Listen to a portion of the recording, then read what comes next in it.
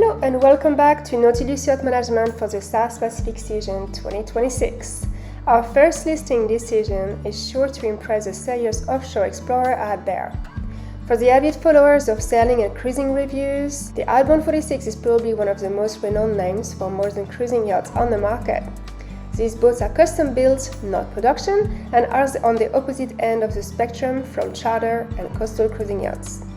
Built for the most challenging ocean conditions, the Outbound 46 is 100% hand-laid with solid biaxial GRP below the waterline and with an encapsulated keel which will keep you safe from the hazards of shearing or damaged keel bolts. All Outbound 46 also have a reinforced bow with 2 meter long area that is watertight. In spite of being a much heavier and more solid GRP boat than regular production boats, she's a nimble, fast ocean cruiser with a remarkable responsiveness and steady, comfortable ride in heavy seas. In and out of marina and around tricky bombing, she turns on a dime with her large balanced rudder. Outbound 46 are designed by Carl Schumacher, the renowned Californian naval architect. They are built in Xiamen, China, just next door to HH Catamarans and Nord Haven Yachts. With this video, which we just filmed in Papieti last week, you will see Hedonism in all of her details, including a very generous and detailed description of her more technical areas, thanks to her owners, who are both avid sailors and professional pilots, who apply the same philosophy they use for their aircrafts, and they have shown Hedonism since they purchased her brand new in 2005. Anyone looking at Hedonism, far or from up close, will find it difficult to imagine that this yacht is 21 years old. We are around boats every day and see numerous yachts looking worn after a mere couple of years. Hedonism is a credit to her builders, who built her to last no matter the harsh conditions, and of course to her owners, who have lavished continuous love and care in her maintenance and upgrades. In fact, for the first 9 years of her life, Hedonism was only used in fresh water, exploring the wild and remote areas of Lake Superior and Lake Huron in Canada. For almost 9 months a year, she was taken out of the water and stored alongside her mast and rigging in a closed and temperature-controlled facility where the owners could continue to maintain and upgrade her during the off-season. Her years in freshwater and light seasonal use definitely contributed to her youthful looks. In 2015, her owners finally quit their jobs and set off for full-time sailing, finally arriving in French Polynesia just before COVID, where they imported the boat and decided to stay on and explore this huge tropical paradise, roughly the size of Europe. Staying away from harbors for months at a time, the boat is equipped to be completely independent, providing her own power, water, and with lots of storage for food and supplies. Hedonism is set up for easy sailing for 1 or 2, with all her sails furling and assisted with an electric power winch. Everything is of the very best quality, upgraded and maintained to perfection, as you will see for yourself. But without further ado, let's meet with her owners Bob and Laura, who are sad to soon have to say goodbye to their little floating home of the past 10 years, but are satisfied that they are proud to pass the flame of Hedonism, presented turnkey and free of any going concerns for her new family. So let's step on.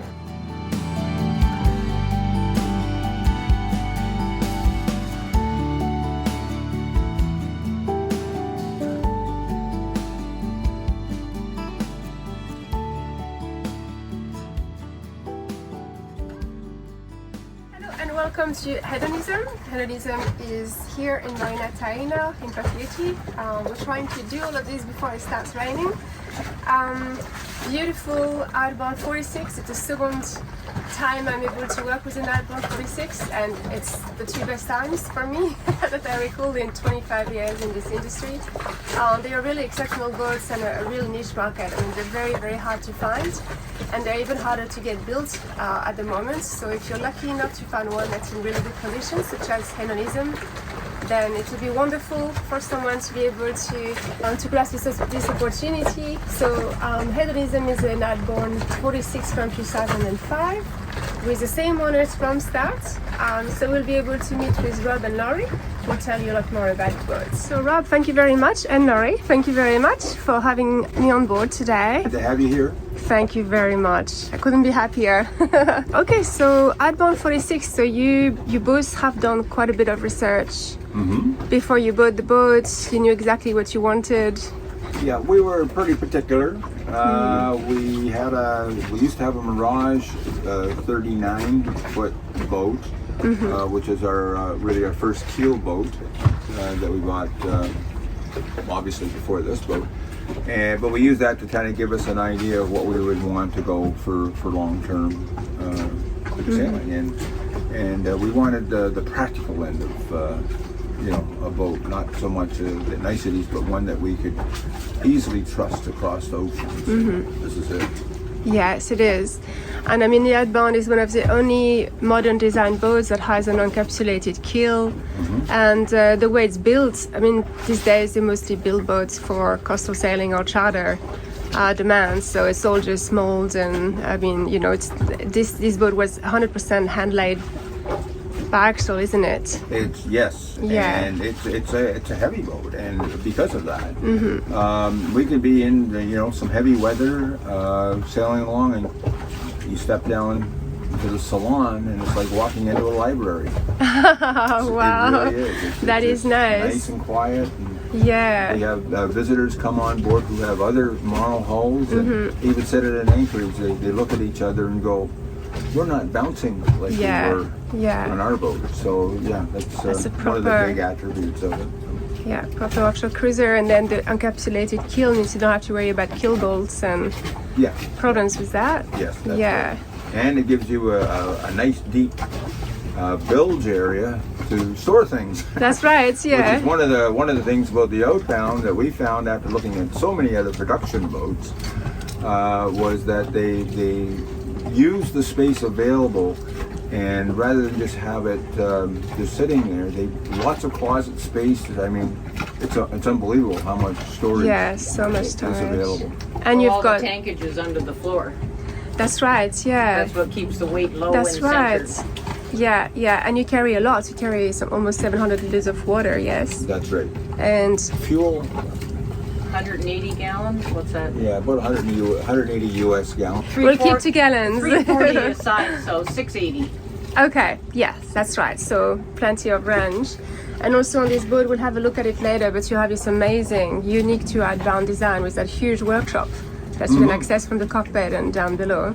So yeah, we'll have a look at all that. So 2005, but you've constantly upgraded and maintained her. So really, she looks like you've just bought her. It's beautiful. It's quite amazing. We get, we kind of treat the boat like we, when we ran our own business with aircraft. Airplanes, you have to maintain them. And so we do that. It's not just, we don't wait for something to break and then fix it. Yeah. So we have a preventative maintenance program. We do get asked all the time. It's funny. A few weeks ago, we were on the dock. We were on the dock for a bit. We were waxing the boat, and somebody came by and he says, "Well, after 3 or 4 years, you're just wasting your time waxing it because it's going to look terrible anyway." I turned to him and I said, "Well, we've had absolutely the boat not." for over 20 years right Exactly. now." And the jaw dropped, and he, "Oh, really?" So it's a matter of you get out of it what you put into it. Yeah, exactly. Well, we'll have a look around, but yeah, she's stunning and you should be proud. She's really beautiful. So let's start with the electronics. So we've got your Raymarine multi-display here. So what functions do you have on this one? This is a Raymarine E125 unit. Yeah.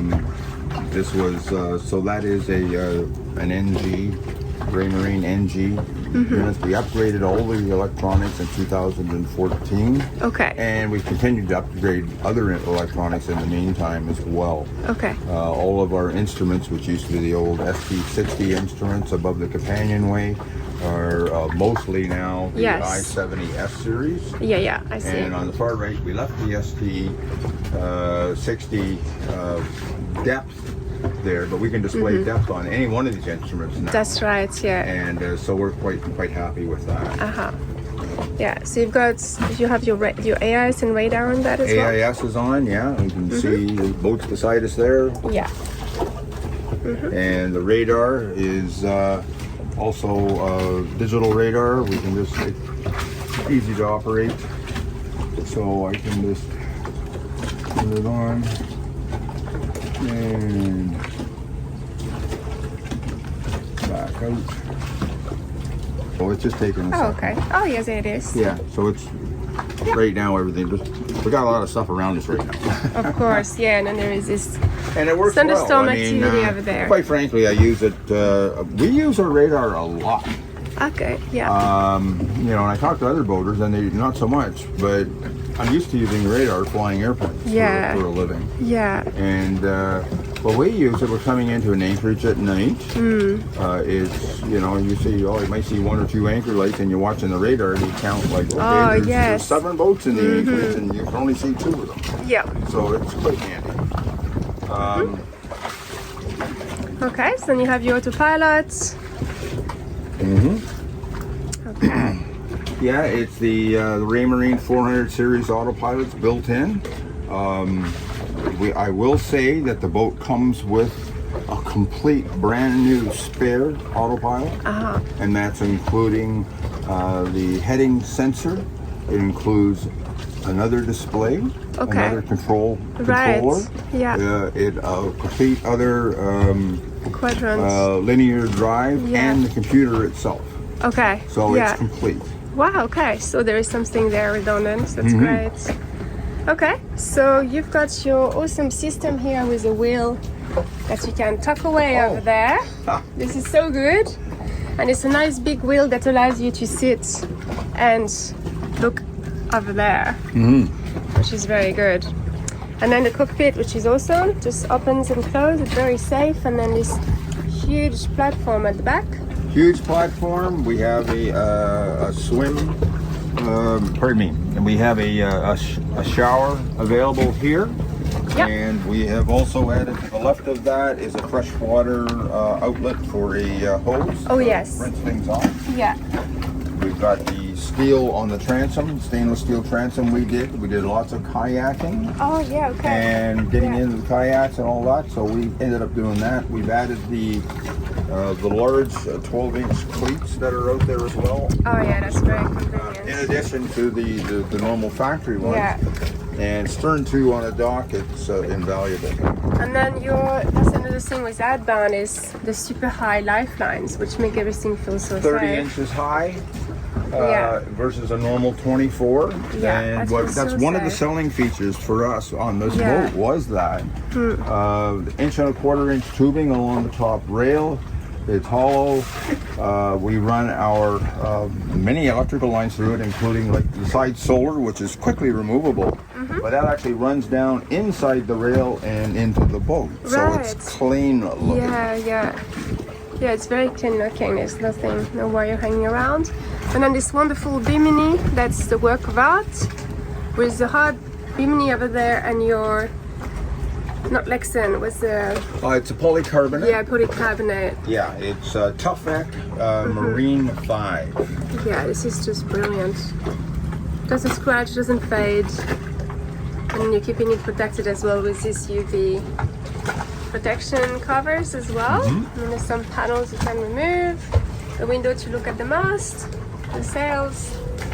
And then our bimini plug here, this is Strataglass. We have a piece of sunbrella on the outside. That outside cover is reversible. Right now it's protecting the Strataglass and keeping the heat out. Yes. When we're underway, we bring that canvas cover in and it just sticks on the inside. Okay. And then as we need to, we don't want all the sun in here, but as we need to, we can just take it down and, you know, at night and watch the stars. Okay, and so on. yeah, It's, nice. You know, and we don't even have to leave the cockpit to do so. It's such a nice space in here. Okay, and that's so just to finish off with your instruments. You've got a bilge alarm in here.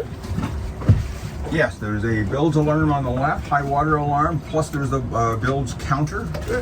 And associated with that counter is a sonic alarm that sounds at the nav station. So if the pump runs, it's not only do we see the light, but we actually get an oral warning. Our music radio here is DSC. Nice big compass. And then your engine controls out here. Engine starts out here. So you go to Yanmar. We'll have a look at it later, like actually the engine part. But so you've got, what is the hours? 3,200. And yeah, all the controls here. All right, so now let's talk about the sailing. So you've got a lot of winches out here, and you also added some to the mast. Yes, these are our main sheet winches. They are Wow, look at that size. 66s, Yeah. dual stack. We maintain these ourselves. Take them off semi-annually or biannually, I should say. Yeah. And rebuild them. Yeah. Which is, once you do them a few All times, right. it's actually not hard at all. Yeah, all these are the best winches you can get. And then all your drummers and all your deck organizers, super tidy. And here too. So, are any of those winches electric? Just this one. Oh yes, the primary winch. So that's the one you use for with the hat on it. Yes. halyards. Yeah. Okay. It's like a person. It's your crewmate here. Yeah, it doubles as a hat holder. But That's yeah. what I used to use to raise the main. Okay. Yeah. So you got some muscle here. Perfect. And of course, we have the laser furl mainsail. And Lori operates that sail 99% of the time, all by herself. Right. Yeah. So we put a crossover block up there so she can control two lines at the same time. Yes. And the one goes here. Oh yeah. I see. Yeah. So yeah. if you're yeah. bringing it up, you tail the furling line so Okay. it doesn't blow out. Yes. Yes. And then same thing when you put the furling line on here to bring it in, and the halyard here so it doesn't Wow. just drop on the ground. Of course. Yeah. With your laser fur, it's gonna be nice and straight. So yeah. So you've also explained that you've reinforced the mast before you had it out. I'm sorry? You reinforced the mast. Oh, yes. Yeah, absolutely. I had read about people doing that. And actually a company in New Zealand that was specializing in it at the time, but of course we were up in Canada, living in Canada. The boat was in the US, just Yeah. a 3-hour drive from our home. So we had it done there. And essentially, well, first of all, we of course were in Canada and in that area. Well, the water gets really hard in the wintertime, so Yes. the boat was only used for 4 months a year. That's right. Yeah. For the first 9 years, but we were the inside. So the mast has been off this And in boat. fresh water. So you Fresh water. fresh water and out of the water. Out of the water, climate controlled Yeah. building, heated. It was. Wow. I would take my days off on long weekends and drive down and work on the boat in the middle of February when it's 20 degrees below zero outside. And Yeah. I'd be inside working on the bug. Yeah. Wow. So that was quite handy. Yeah. We had the mast off and we put the sleeves in. We Yeah, had to to put the reinforce sleeves it. in, so it was all reinforcement on the attach points for the boom and for the vane. Yeah. And it's been great. That's so good. And then your rigging, when did you replace this last? We just replaced the rigging approximately 5 years ago here in French Polynesia. Okay. All the rigging was purchased in the U.S. and shipped here. Okay. We actually ordered all the rigging ourselves, and it was installed with Fanua rigging here under our tutelage, quite frankly.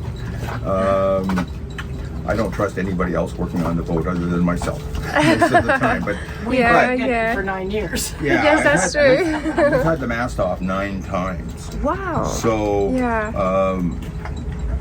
you know, and just to reiterate that was because it was wintertime and it was going inside a building that we had to Of take course. Yeah. Yeah. it. So we're familiar with tuning our own mask and so on. But anyway, we had Fanua rigging help with the physical part of it. But at that time, everything was replaced. All the stays were replaced, all the toggles, the turnbuckles, and in addition, a little bit more than normal, I mean, all of the back plates inside the mast. Oh wow. I Yeah. had Okay. all of those You had them changed, and then they were put, new ones were reinstalled with Monel rivets, which are required. And so we're quite happy. And what about your chain plates? Did you have a look at them? When you were doing Chain plates were rebedded a number of years ago. Actually, about 5 years. We had the boat about 5 years, and we opened them up ourselves. that? Yes. Let's In have a that look. winter storage building that I was talking about. Yeah. Yeah. And opened them up, and we removed some of the core that was in the area that was more in there than we wanted. We let it dry out. It wasn't bad at all. There's no signs of any water damage whatsoever around our change plate.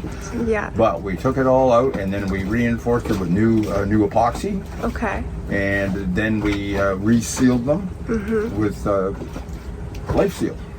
And the Life Seal we were basically told because it remains a long life and it remains flexible. Don't use silicone or an adhesive or anything like that. It will harden over time and then there'll be leaks. And we have never had to touch them again. Yeah, that's so good. No leaks anywhere on the boat. No.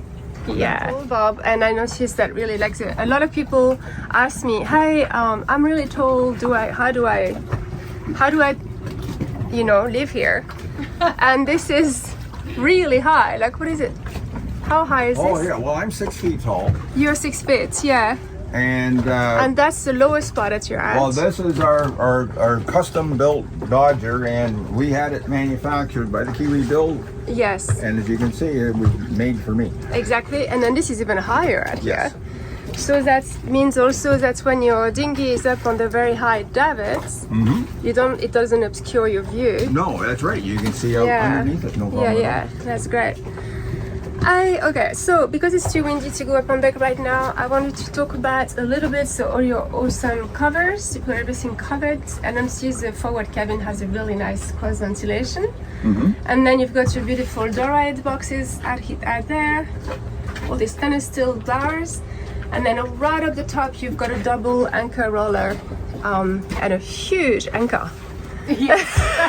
You can't have an anchor that's too It's big. like, wow. It's like, wow, this is impressive. Well, I mean, frankly, the boat was originally delivered on our first boat. We had a Bruce anchor, which at that time was, it worked well for us. This was really before or just as the new style of high-tech anchors were coming out. And it was a light boat. Yeah, and it was much lighter boat. So when we ordered the Outbound, we ordered it with a Bruce. And to be honest with you, that was a mistake on my part. Okay. In that I was not happy with its holding capability. This is a heavy boat. Okay, yeah. So anyway, we upgraded. I think it was just after the first year. I sold that and I got myself a Rockna. Yeah. A regular Rockna, 33 kilogram with a roll bar. Yes. And as you notice, we have a retractable bowsprit now. Yes, I saw that. Yeah. And that's, for our Code Zero and our asymmetrical spinnaker are all on a Carver furling for that. Yeah. So that roll bar didn't really fit, totally in the way. So for the first number of years when we did that, we cut the roll bar off. Right, okay. And we never had an issue anchoring without a roll bar. And it was funny, not to get off the side, is that we were at the Annapolis Boat Show. Actually, when we were southbound to the Caribbean, we stopped just outside Annapolis and went to the boat show. Yeah. And happened to go to the Rockna booth, and I was talking to the guy, and I mentioned, I cut my roll bar off. And the guy at the Rockna booth said, "You can't do that." Well, we did. We never had an issue. And it still resets fine. Yeah.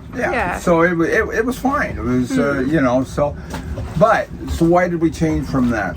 We were anchored in some very heavy weather in Moapiti, which is just west of Bora Bora here, and we're in coral sand.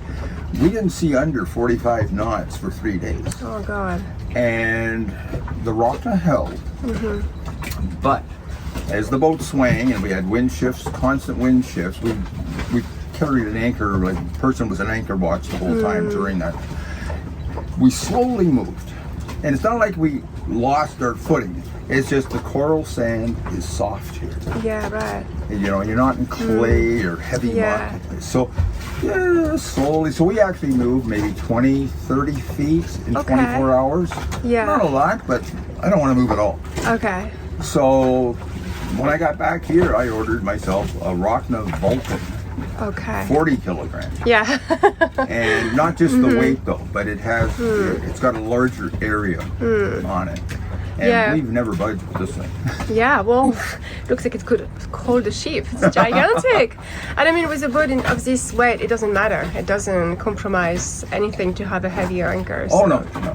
Yeah, and the thing that amazes me with the Outbound is that, as you said, they are heavy boats, but they are very nimble and they've got a very good turn of speed, because you find a lot of heavyweight boats that people often look at if they're looking at a cruising yacht and they don't know anything about the Outbound, which they should.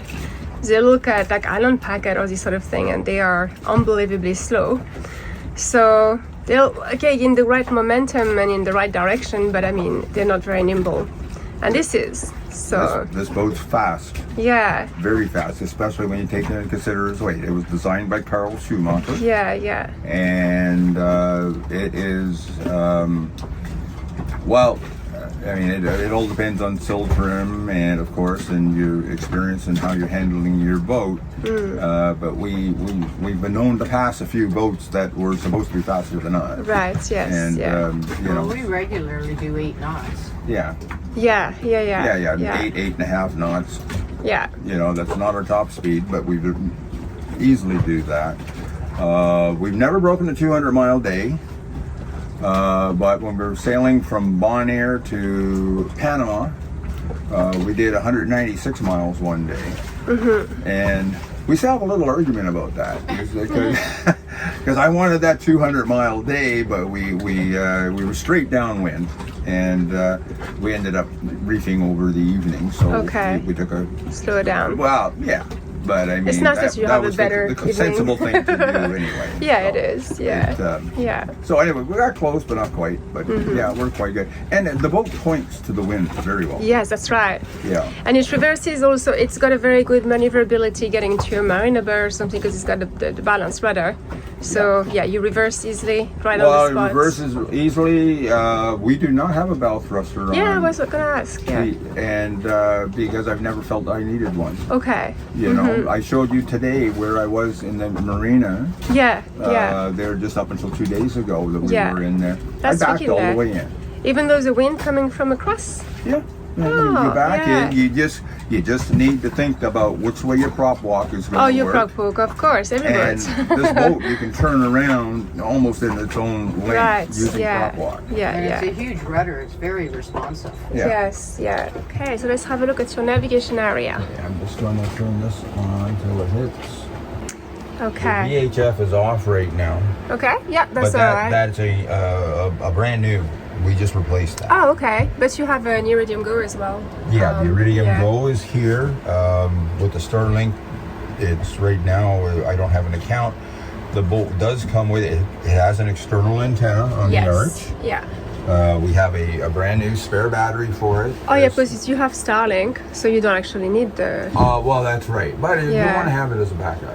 Yeah, in case Because no frankly, power. our Starlink right now is not working. It quit on the way coming down from Rangaroora. Oh really? Yeah, I have a new one in customs that I'm waiting to get cleared. Okay. So we're replacing that. Yeah. But and by the way, Starlink's replacing it free of charge after 3 years. That is so good. Yeah, and they're actually sending us. This is the Starlink Generation 2. They're giving us a new Generation 3. Okay. No charge. Cool. No, didn't even charge shipping. Very nice. So yeah, so that's good as a backup. And then, well, you've got a HF as well. Yeah, so with the HF. Still use it, or is that something? Frankly, no, I don't. Yeah, I don't think many people And do. it's there. I removed, as you'll see, I explained it in the paperwork, but I don't use it. And when we reinstalled, or pardon me, when we changed the air conditioning system a couple of years ago, part of that was installing a Victron transformer, and I had to figure out where it was going to go. Yeah. And it went exactly where the sign band tuner was mounted. Okay. So I took it out. We have it. Okay. And it can be reassembled. So it's a fully just in case functional someone else was gonna. Yeah, it's a fully functional system. It's just got to be put back together. Okay. Yeah. Look, I mean, in all likelihood, nowadays nobody really uses them anymore. But I just thought I would ask, just in case. So you've got switchboards out there. So the boat is wired for 220, 230. Yeah, we've got 230. This is all new. This panel here, we have 230. Yeah. We have 115. Oh, you have both. Yeah, okay. Yeah, the boat was a North American boat, even though it was built by Outbound in China. It's a 115.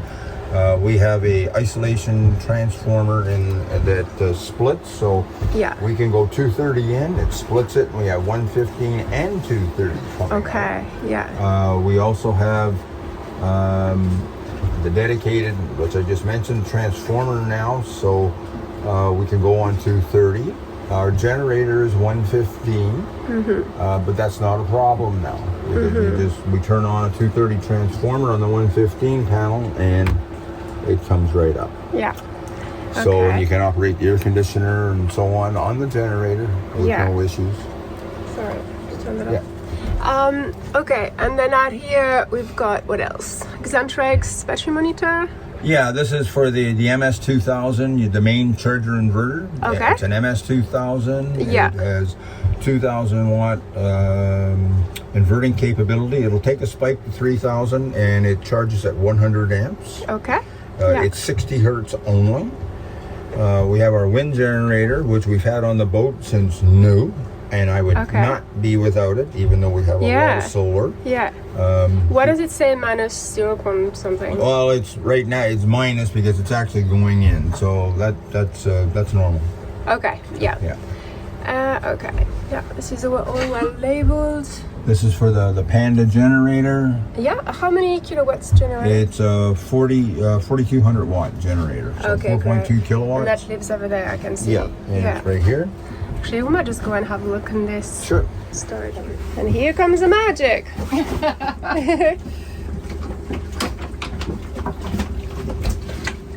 Yay! Big workshop. Right, I'll dive in and have a look at this side. On this side. So, Bob, can you show me what lives in there? Sure. Well, welcome to my other home. Yours a home.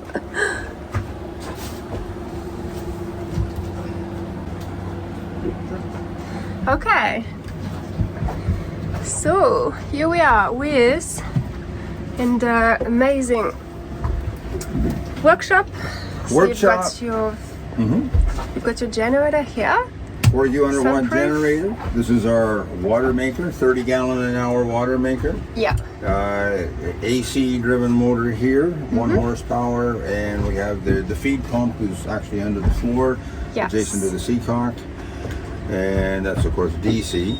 Okay, we have 2 Frigaboat K50 compressors. Yep. This one's for the freezer, the deep freeze, which is located right here. Oh yes, can I have a look in there? Sure. And as you can see right now, the temperature in that is minus 19 Celsius. That is good. So it is a deep freeze. We put this on just because it's crazy, but yeah, that's just so that basically is a whole. Yeah. Oh yeah. No, it's big. We have our. This is a treat. We don't normally buy French fries, but anyhow. Oh well, you're in Tahiti, so yeah, exactly. But as you can see, everything is rock solid. Yeah. Awesome. When we're heading out, this is mostly filled with meat, chicken, that sort of thing. Okay. But it holds. We go for 2-3 months at a time up to Rangiroa, and we don't go anywhere. We have everything with us. Yeah, that's the advantage of having so much storage and cold storage. Well, yeah. Now some of the Outbounds, they don't have a dedicated freezer. No, I've seen some just have a seat. Yeah. Some have actually put them underneath the seats. I like this here, and then it doubles as my workbench. The water maker, as I was mentioning, is here. It's 2 cylinders. The controls are right here. Yes. This water maker, we had a little wonder. A DC system. We found that it didn't meet our needs. It operated fine, but wasn't making enough water. So when we got here, I decided, well, I want to change it, and I didn't want to just go buy a whole new unit. So I bought the components that I needed. Yes, so you can preserve the existing plumbing. So all this installation is done by me. Yes. And really it is done. And it's simple. Yeah. No electronics at all. Yeah. So it is not very simple. You got to do a pressure water flush. You open one valve, and it does a freshwater flush. Yeah. So you tie it and then turn it off. I mean, it's not rocket science. But the nice thing is if there's a problem, Yes. I built it, I can fix it. Exactly. Yeah. But it's simple. I mean, you know, I believe in the KISS rule, if you know what that means. Yeah. Wait, while you have it open, the oil drain we put in the bottom. Yeah, even like when I was putting the pump in, the pump was mounted properly. The pump has rubber mounts, as does the motor. The instructions that came with it said, well, just bolt it down. Well, Oh no, I it's too didn't. noisy. We put isolators Yeah, in. definitely. And I also, at the time, excuse me, got to change the oil in this little pump now and then. Well, they give you a drain valve at the back that you're supposed to drain oil from. Well, that wouldn't be too simple in here. So this is our oil drain here. Oh yeah, Connected to so it. simple. You just open that Yeah, up I and just that's put it. my little container there, take out my high-tech bolt Yeah. with a good clamp and the ball valve. Yeah. So 1 second, and then change the oil. Yeah, awesome. The simpler the better. So the boat was delivered with an air conditioning heating system from Webasto, which we had spec'd out, and much of the system was installed at the manufacturer in China. Ultimately, the system was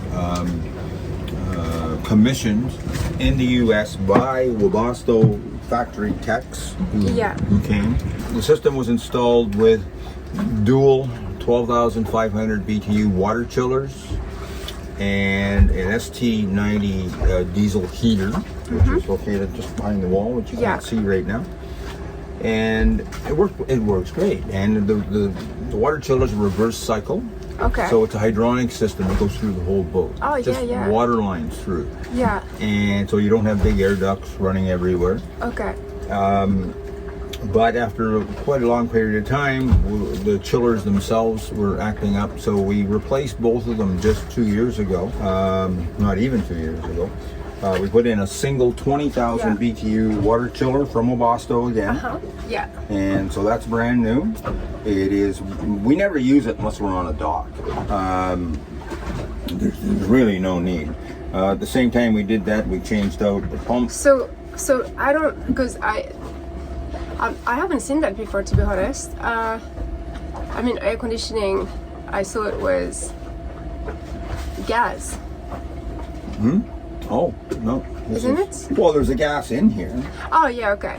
Yeah. Right. But it's a water chiller, so It's all hydronic, so it's basically It's all- antifreeze that heats up or cools down and then antifreeze, goes through right, the lines and then goes Yeah. to a heat exchanger that then it's forced air in the cabin. Okay. yeah, Right. so it's Yeah. the system pumps seawater in through the seawater pump. Oh yes, okay. And No, I that's get on it. one I get cycle it. here. Yeah. It goes through the compressor and a heat exchanger, and then there's a separate pump running the hydronic system, Yes. which are water lines everywhere, and then there's air handlers Okay. located in the cabin. So for a boat this size, this is unusual. Yeah, that's true. Lately, they were doing it quite a bit, but How many BTUs did you say that was? this is 20,000 BTU yeah, of cooling. right. That's a lot for 46 with boat. Yeah, and what's nice is you can fire it up, and then you only need to use it in whatever section of the boat that you want Oh, it. as well. Yeah. Yeah. Yeah. So there's two main Webasto air handlers, one for the forepeak and the other one's for the main cabin. We've also teed into the system because, again, all it is antifreeze lines going through. We were in cold water for the first 9 years with this boat. Yeah. Cold water, I mean 5, Very 6, 7, 8 cold. degrees Yes. Celsius. So we needed heat. So the diesel heater back here would supply it. Let's go. And I can turn a light on there, or do you need it? Oh yeah. Perfect. So that's a Webasto Yeah. S90 ST heater. It's all integral, in line with the system. It also has a summer valve, so that here we are in the tropics, and we actually use our heater on cloudy days to make our hot water. Oh yeah, right. And Yeah. we fire that up, but with the summer valve, the system, the diesel heater works, and it takes everything else out of the system. Yeah. So that only feeds the hot water heater. Uh-huh. I love how you can see every components of the boat. Nothing's hidden. Well, yeah. The steering and, quadrants. Nothing is hidden, and if you notice, I'm an airplane guy, as you notice, so you notice everything, all the important connections, those are witness paint. That's right. If that thing goes to move, you will see straight you away. see it. Yeah, it's wax paint. If you see a piece of yellow wax on the floor, you go look at where did that come from. Okay. Wow. And well, we do the same thing on aircraft, so. Yeah, right. I didn't know that. Yeah. Oh. Okay, so now let's dive into the engine room. Yanmar, how many horsepower again? 75 horsepower. 75 horsepower. 4 cylinders. Yeah. Such good condition. Sparkling. So nice. This is really good. When's the last time you serviced it? We last serviced it probably about 5 months ago. Okay. We service it regularly. Yes, I imagine. The oil change, that's by the way, an oil change pump down at the back there. Oh, that yeah. You can see in there. Yeah. There's a ball valve. So you don't have to do the hand pump thing. No, you flip a switch. Well, there's a ball valve that opens up the oil to that. You just pump it right into the container, and one container, 2 containers, it's done. Yeah. You put oil back in the engine, and then just do the filter. Yeah. And then access through the side over there for the other parts. Yeah, and then over here too, we have the external regulators for the 2 alternators, and those big switches on top are field switches. So if I don't want it to be actually charging or working, I just open the field switch. They're both open at the current time. Okay, so you normally keep them open. I keep the basically the house bank one, the big guy. We don't use it much with the solar. Yeah. Okay. So right. you don't want to overcharge. True. So we just open it most of the time. Yeah. And the other one is set that it just will charge the engine battery only, and then it just floats and shuts itself off. Okay, that's good. All right, so you have a fuel polishing system. Yes, it has. Unusual for sailing boats, so I'm very glad about this. Well, it's we put that in a long time ago, and it works great.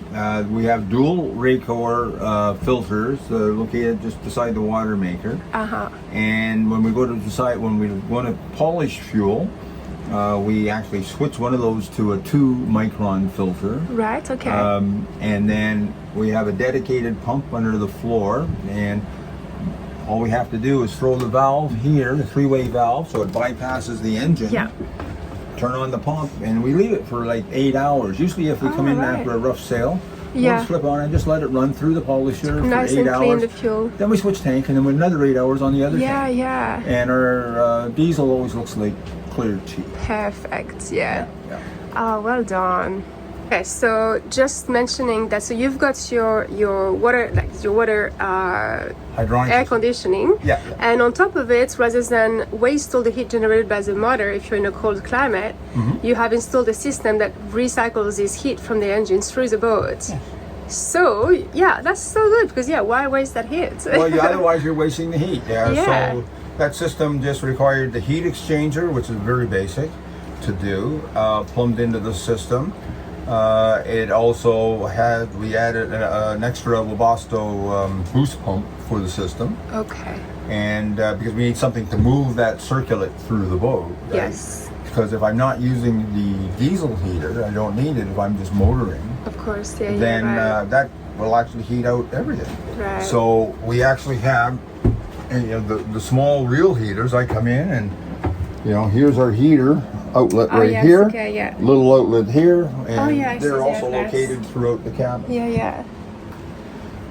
Down here, it comes out up here with the big one. Oh yes. Okay. Believe it or not, that's an air conditioning outlet up there. Oh, right. Okay. And it's keyed into that, and then in the forward cabin, again, there's heat coming out there as well. Okay. Our batteries are located in here. These holes, I can actually see the condition of the batteries through the... Oh, yeah.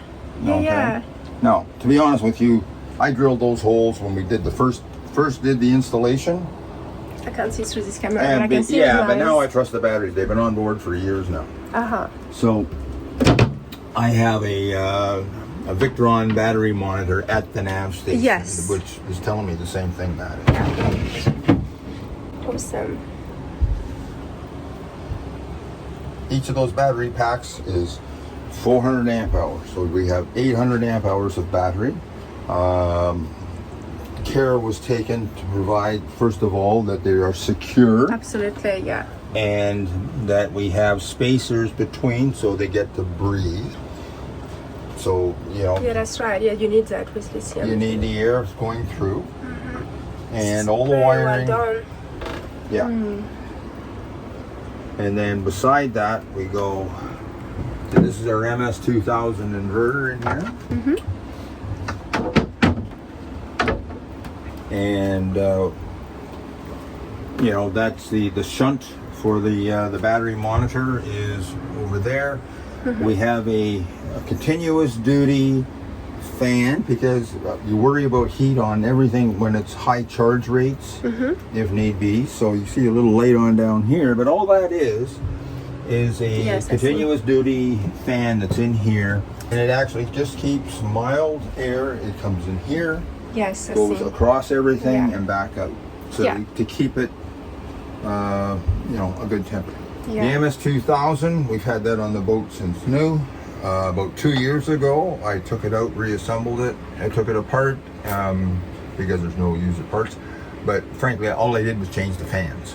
The internal fans in it, and it's an easy job to do. With the very same fans that were in it, we replaced them, put it back together, and it works. So that's the other charger, you said? Yeah, it's a charge. Xantrax True Charge 60. And you can take anything from 95 to how many volts did you say? 240, 250. Yes. And 50 or perfect. 60 hertz. It's a real international charger. Yes, international. All right, so now we're going to have a look at the interior. So galley, which is very safe to use in all sea conditions, which is very good. A lot of us just have an inline galley and then you have to brace yourself or tie yourself up. So that's very good. Nice deep sinks with all your different pumps, so filtered water and salt water and just a regular water. And nice big fiddles, so things that come flying out when you're sailing. You've got a big stove here, is a 4-stand with oven grill, and then you've got, there was a microwave here which was replaced to make room for air fryer, which everyone agrees will have a lot more use. Lots and lots of storage everywhere, and then big fridge in here. Alright, so that's actually 2 compartments, but that's really good because when you open the fridge, you don't have to use so much of the cool air by lifting both parts at the same time. Now, if you know anything about me, you'll know that I really appreciate craftsmanship and rounded corners and proper solid timber and all of the details of the rounded corners, for example, which these days everything's square because it's much cheaper to make. So I really appreciate that. The floor is beautiful, so going forward, beautiful salon and the gorgeous salon table and very large television, so that's handy when you want to watch some nice home movies. And then the upholstery has just been redone, so it looks really nice. On some of the photos we took earlier, there was a protection cover on top, but that's just been removed. And then going forward into the beautiful master cabin with an island berth, lots and lots of storage everywhere, and under the bed, and that here, and behind these doors is a gigantic locker. And you can see, I mean, even the details like this, then it's still reinforced glass portholes, which are just very rarely seen in modern production boats anymore. Well, this is not a production boat. Every one of the Outbounds is made on demand, so they're all a little bit different. A lot of storage under the floor as well, thanks to the encapsulated keel. They have lots of room everywhere. These little details like this. Then this is a second cabin, which is just being used as storage. So it's a 3-cabin version boat, which is perfect for most people because that's really a boat that's designed for a couple or even single handling. So there you are. This is right now used for storage. Huge big head area with a completely freestanding shower, which is right now also a greenhouse. And yeah, so electric toilet. Is it fresh water or is it salt water? It is salt or fresh water. Oh, you can do both. Okay. Yeah, Brilliant. and that's a Tecma electric silence. Yes, yeah. And with a built-in macerator. Okay. All right. And then you've got a huge holding tank as well, 160 liters, I believe. Mm-hmm. Okay. Then you've got heat as well with the heater. If you we certainly don't need it to heat here, but if you ever go to really cold climates with that boat, you even have heater in here so that you can use it as a drying room as well. Small details that I forgot to show earlier is this really nice customized cutting board here, which disappears behind there, and if you want to use it, it just comes over and fits perfectly over the stove. There we are. Bring me more surprises about the boat. Okay. It's a nice settee here. It's drawers under there. I'll just set that there for now. Huge stripes there. And then another secret. Yeah, I've got to remove this first. Yeah. Okay, the boat originally came with a stand-up shower and head in this area, Okay. or was going to, but we had them instead build this. Yes. So we wanted the second head. We ended up with settee, but just again, the two of us. So they did a custom cabinet where we have a manual rear-fin head available. Okay. So if you're You really close it desperate over. and the other one's broken Well, down. yeah, it's been known to happen. So it is there, and it comes with its own dedicated holding tank. Okay. Yeah. And in here we have the Italian-made Splendida vented washing machine. Yes. Very nice. Yeah, so unfortunately, look at the weather right now. Like, not so easy to just deploy the sails. But so, Bob, you're telling me so you've got Code Zero. Yes, we have a Code Zero sail that is mounted on a Carver continuous furler that we operate on. And it lives in Yes, there. Exactly. Yeah. And we run that on our retractable bowsprit, as we Okay. do with our asymmetrical spinnaker as well. It's Yeah. also set up to run on the Carver. Okay. What condition is it in? They're both in excellent condition. Okay. The New England, UK Sailmakers is the only sail that we have that was not made by Hood. Okay, so all your And sails are Hood. Wow. They're all Hood, and other than the spinnaker, they're all Hood Vectran material, which is their top of the line proprietary sail material. The main was just replaced 3 years ago? Yeah, 2 years ago we replaced the main, and the Genoa is in excellent condition. We just had it serviced about last year. Yeah. Just checked over. The Vectran material outlasts anything else around that I've ever seen. Yeah. We have 2 Solent sails. The boat originally came with a Hank-on Solent, which was a high Yankee cut, a high clue, and which is probably our favorite sail actually. But it's now set up to be on the Solent.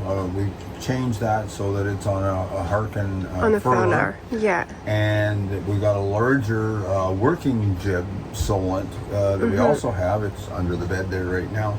And let's see, and we have a Storm Trysail as well. Also made by Hood, and it comes with its lines. It has a dedicated track on the mast. Okay, so And, easy. So yeah, if you're in a hurry to put it up, it's ready to go. Yeah. Don't wait for the bad weather to figure it out. Yeah, for sure, absolutely. But the mainsail has 6 reefs in it. Well, infant 6 battens. That's right, 6 battens, and So rolling main, rolling Genoa, furling Genoa, it's so easy to handle. There's a little secret. So screens that go all the way, and then another one that plops in here that has its own storage space. And then you've also got obviously the Perspex ones that gives you lots of light and protection from the weather. Well, Bob and Laurie, thank you so much for showing me hedonism today. I keep thinking hedonist, but it's hedonism. Yeah, hedonism. Yes. Hedonism, yes. So, and you both must be hedonist as a result. Well, yes. apparently. Yeah. Actually, you might want to just zoom in our placard up there at the back wall after the nav station. And that's our commissioning log, and there's the Webster's Dictionary of our boat name. Moral duties fulfilled through the pursuit of pleasure. Very good. Absolutely, very, very good to accompany you around the world. Well, thank you again, and congratulations for you just having such a beautiful boat and maintaining her so well, and the amount of thoughts and knowledge that has gone into everything that makes hedonism is astonishing. So yeah, someone's really lucky out there. Well, we have to wrap up somewhere, so I hope that this video has been able to teach you a hell of a lot about hedonism and all that makes her such a special boat. Obviously, you know the drill. If you would like more information, please reach out. You'll also find all the written inventory equipment list on our website if you just look up nautilusyachtmanagement.com. There will also be a link to this video directly onto Yacht World and all of the inventory that is published there. If you have any questions regarding surveying in Tahiti, please reach out. We also have a list of excellent surveyors over there who can give you a survey report in English and in French. Thanks for watching!